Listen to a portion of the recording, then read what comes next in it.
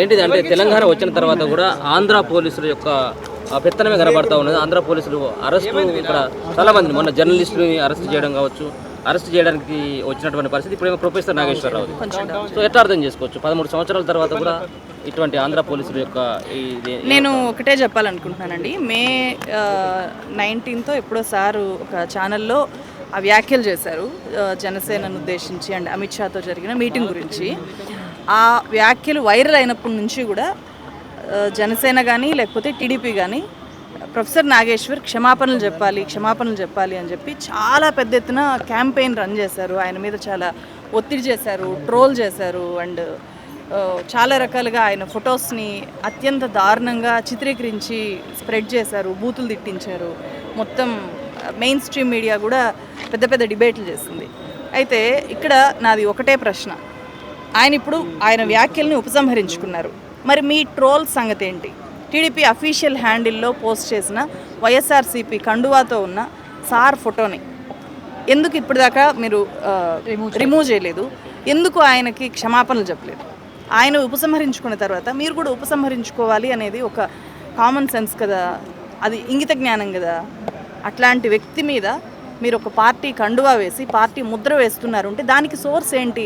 ఆయన వైఎస్ఆర్సీపీ అని చెప్పి చెప్పడానికి మీరు చేస్తున్న ప్రచారానికి మీరు సోర్స్ అడుగుతున్నారు కదా. మీరు ఇంత పబ్లిక్గా చెప్తున్న దానికి ఆయన చేసిన వ్యాఖ్యలకి సోర్స్ ఏంటో ఆయన చెప్పారు.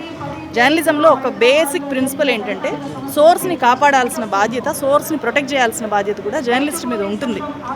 సో పొలిటికల్ జర్నలిజంలో సోర్స్ లేకుండా కూడా చాలా వార్తలు మనం చెప్తూ ఉంటాం. అంతెందుకు అన్ని పార్టీల నాయకులు కూడా మీడియాలోకి ఒక విషయాన్ని తీసుకెళ్ళాలి అంటే వాళ్ళు కెమెరాలని పక్కన పెట్టేసి, మైకుల్ని పక్కన పెట్టేసి మీడియా జర్నలిస్టులతో చిట్చాట్లు చేస్తుంటారు.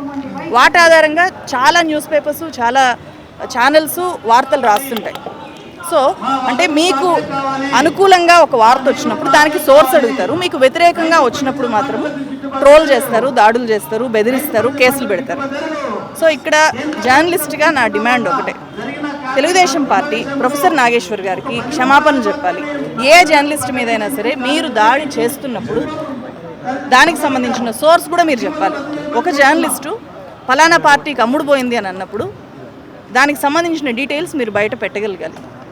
సో అట్లా పెట్టలేనప్పుడు అట్లాంటివి మీరు చేయకూడదు.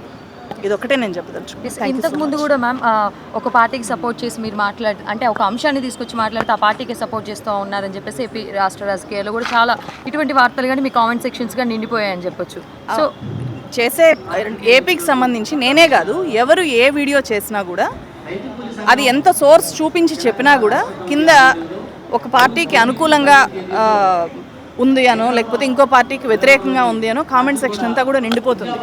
అది జనమో లేకపోతే ఆ పార్టీల కార్యకర్తలో చేస్తే ఏమైనా అనుకోవచ్చు. కానీ ఇక్కడ నాగేశ్వర్ గారి మీద అఫీషియల్గా టీడీపీ దాడి చేస్తుంది, అఫీషియల్గానే గవర్నమెంట్ కేసులు పెట్టింది, గవర్నమెంట్ పోలీసుని పంపించాలి అని చెప్పి ట్రై చేస్తుంది, ఖచ్చితంగా అరెస్ట్ చేయాలి అనే ప్రయత్నాలు చేస్తుంది.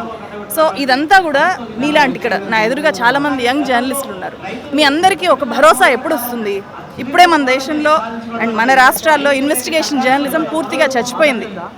నాలాంటి వాళ్ళం చాలా కష్టపడి ఏవైనా రోజుల కొద్దీ కష్టపడి రీసెర్చ్ చేసి ఒక విషయాన్ని బయట పెడితే లేకపోతే ఒక చాలా టైం పెట్టి ఒక రీసెర్చ్ వీడియో రిలీజ్ చేస్తే వాటి మీద చాలా పెద్ద ఎత్తున దాడులు చేస్తున్నారు. సో సార్ లాంటి వాళ్ళు ఒక వాస్తవాన్ని చెప్పడానికి ప్రయత్నం చేస్తే వాళ్ళ నోరు మూయించే ప్రయత్నం చేస్తున్నారు. నాలాంటి వాళ్ళ మీద లేకపోతే సార్ లాంటి ఒక ప్రొఫెసరు, ఒక సీనియర్ జర్నలిస్టు అలాంటి వాళ్ళ మీదనే ఈ స్థాయి దాడులు జరిగితే రేపు పొద్దున జర్నలిజం చదువుకొని మైక్ పట్టుకొని ధైర్యంగా ఒక క్వశ్చన్ చేయాలి అని చెప్పి బయటకు వచ్చే వాళ్ళకి ఒక భరోసా ఎక్కడి నుంచి వస్తుంది? ఆ ధైర్యం ఎక్కడి నుంచి వస్తుంది? సో ఇది రాజకీయ పార్టీలు చేస్తున్న ఈ దుర్మార్గమైన చర్యల్ని అన్ని రాజకీయ పార్టీలు కూడా ఇది మానుకోవాలి. జర్నలిస్టుల మీద దాడులు ఖచ్చితంగా మానుకోవాలి. మీరు ఏదైనా కన్ఫ్యూజన్లో ఉండి చేసినప్పుడు ఖచ్చితంగా రియలైజ్ అయ్యి మీరు ఎందుకు సారీ చెప్పకూడదు? మీరు ఎందుకు మీ మాటల్ని మీరు చేసిన అటాక్ని విత్డ్రా చేసుకోకూడదు?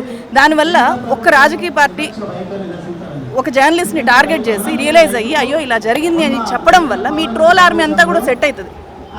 అండ్ మిమ్మల్ని చూసి మిగిలిన పార్టీల ట్రోల్ ఆర్మీస్ కూడా సెట్ అయిపోతాయి ఒక దెబ్బకి.